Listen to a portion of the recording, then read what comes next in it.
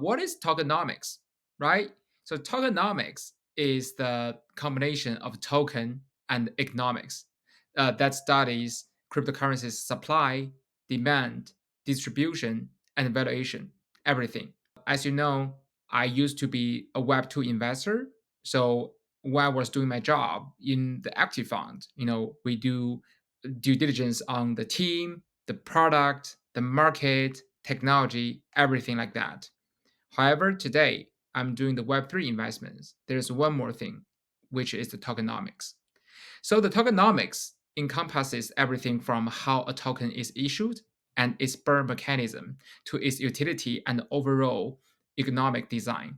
Understanding tokenomics is crucial for investors, as well-designed tokenomics can create sustainable economic incentives, attract investment, and increase demand over time. Conversely, poor tokenomics, where supply overpaces demand, can lead to inflation and a loss of value. For project founders and developers, carefully considering the tokenomics of their cryptocurrency is essential to attract investment and ensure the project's success. So why tokenomics so important? Before I go to the five detailed points, I want to say the tokenomics fundamentally reshapes production relations by decentralizing and democratizing economic interactions within digital ecosystem. So the 5 points. First one, decentralized ownership and control. Tokenomics allows users to have ownership stakes and voting rights in decentralized projects, thereby shifting control from centralized entities to community members. And next, it changed the incentive structures. Well designed tokenomics creates robust incentive mechanisms that align the interests of developers, investors, and users. This ensures active participation and a long-term commitment to the projects, fostering a collaborative and sustainable ecosystem. And also, we can talk about the P2P transactions. By enabling P2P transactions, tokenomics reduces the reliance on intermediaries, lowers transaction cost, and facilitates global trade. And next, we're going to talk about the community part, the community driven development. Tokens can be used to reward contributions to the ecosystem, such as developing features, providing services, or participating in governance. This encourages active engagement and innovation from the community rather than relying solely on a centralized authority for development and decision making. And at last, we have the enhanced transparency and trust. The tokenomics, through the use of blockchain technology, provides transparent and immutable records of transactions and governance decisions. Everything is on chain and is immutable, right? So this builds trust among participants and reduces the risk associated with centralized control and corruption. If we talk about Web3, tokenomics, and cryptocurrency, we must talk about ICO. So ICO is initial coin offering, which is the cryptocurrency's industry's initial public offering (IPO). The same thing. IPO is kind of after raising several rounds, the startup become like a big company and they go public. But for the crypto company, they do ICO before everything, even their like early stage startup, they only have a slide to present to the public. They can do the ICO, raise a lot of money, which is crazy, but it happened a couple of years ago.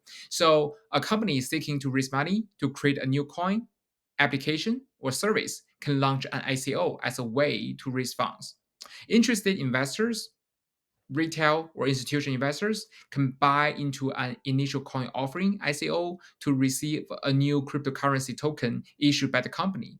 This token may have some utility related to the company's product or service, and for those tokens, we call it utility token, or represent a stake in the company or project.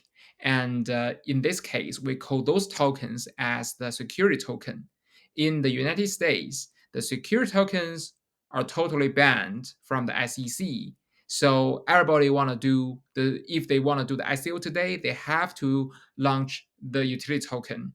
And it's crazy, some projects just make some like very weird utility and say, oh, you know what? The token doesn't represent a stake in the company. It's a utility token. You can use it. Yes. So this fundraising model emerged as a way for blockchain startups to secure funding without the need for traditional financial intermediaries. As their peak in 2017, ICOs had overtaken venture capital as the main fundraising method for blockchain startups. To be very honestly, I have a twist feeling on the ICO stuff. So, me, I love Web3, decentralization, blockchain, and even tokenomics for sure. That's the core of the Web3. But the ICO had really bad time. However, let me put an example. Say the cell phones, right? I love my cell phone. I can call anybody anytime, and is make my life very different. However, there are phone scams, right? So I do not throw my phone away just because there are phone scams. Just like ICO, you do not hate ICO or ditch ICO, remove ICO from the entire Web3 industry, which you can't just because there are the rug pulls. So we probably just need better regulation and better education to the public to reduce the ICO scams. So let's talk about the advantages of ICO. First, speed, right? It only takes 100 lines of code to create an Ethereum based token like ERC20, and tokens can, in theory, be created and distributed in a very short time frame. So, people like me without coding background, I can do it right away. It's very easy, right? There's like no code service for us. And the next, liquidity.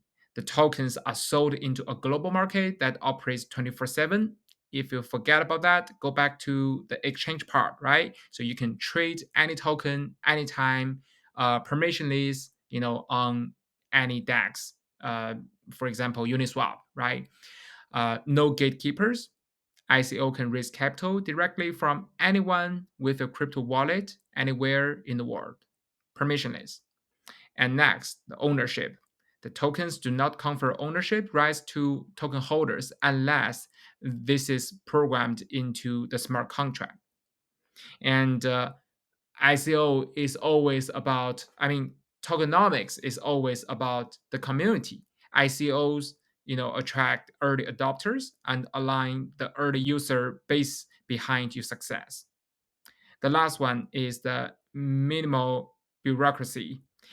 Disclosure requirements and the paperwork can be minimal. So depending on the regulatory status of your token, permissionless.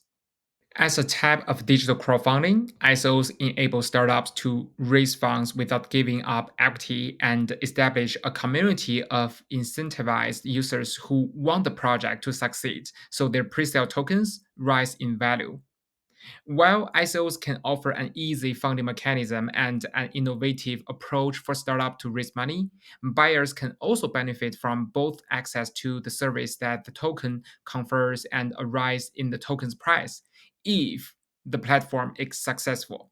That's a huge, big if. I have to say, 90% of time they won't succeed or they won't even survive or something. These gains can be realized by selling the tokens on an exchange, most of the time decentralized exchange, once they are listed, or buyers can double down on the project by purchasing more token once they hit the market. I want to give you an example. I should say this is good and a bad example. So why I say it's a bad example, the Ethereum's ICO, because it's too good. It's a famous project, so it's not like a very typical ICO example, but it's good example because it's very successful story. So Ethereum's ICO was one of the first real success stories using this relatively new fundraising mechanism. It was raised $15.5 million back in 2014 and 50 million Ether tokens, ETH, were sold at 0.311 each. And on May 12, 2021, it hits an all time high of $4,382, offering investors a 14,000x return on investment.